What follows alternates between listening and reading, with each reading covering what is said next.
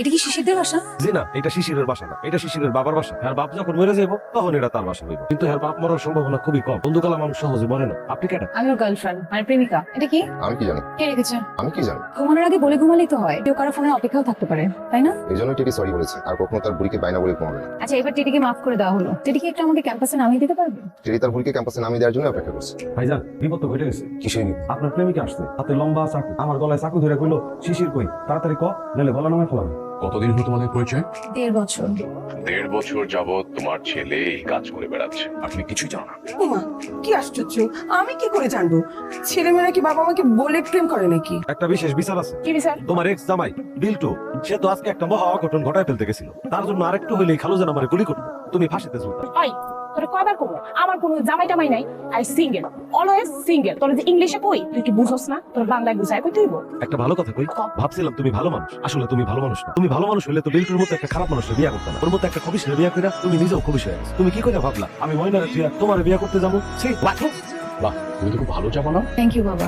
কিন্তু এভাবে হুট করে কারো বাড়িতে চলে আসাটা কি ঠিক হয়েছে মা? কি করবো মা বলেন? আমি অন্য করে বউ হতে চাই না, আবার পালিয়ে বিয়েও করতে চাই না। আর আপনাদের ছেলে আপনাদের কিছু বলতে পারছে না, তাই এটা করেছি। আর আপনিই বলুন, সমাধানের চেষ্টা না করে আপনাদের মনে কষ্ট দিয়ে কি পালিয়ে বিয়ে করাটা খুব ভালো হতো? ও তো ঠিকই বলেছে, পালিয়ে সবার মনে কষ্ট দেওয়ার চাইতে আমাদেরকে জানিয়ে দিল। কিন্তু তারপরেও মানে সবকিছুর একটা সৌন্দর্য আছে না? মা, আমি শুধু আপনাদের সঙ্গে কথা বলতে এসেছি। আপনাদের যদি আমাকে পছন্দ না হয় আমি চলে যাব, আর কখনো আমাকে দেখবেন না। এই, নেমে আয়। বাবা এখান থেকে নামবো কি করে? সেটা আমি কি করে বলবো? আর তুই এখানে উঠেছিস কেন? একটা মেয়ের জীবন নিয়ে ছিনিমিনি খেলা, হ্যাঁ? ছি ছি ছি ছি, ছি, তোকে আমি এই শিক্ষা দিয়েছি? নেমে আয়, তা না তোকে আমি গুলি করে দেবো। বাবা আপনি জান, আমি নামছি। চাচা যান, গুলি করে দেন, যা আছে কপাল। বাবু ভাই কি বলিস?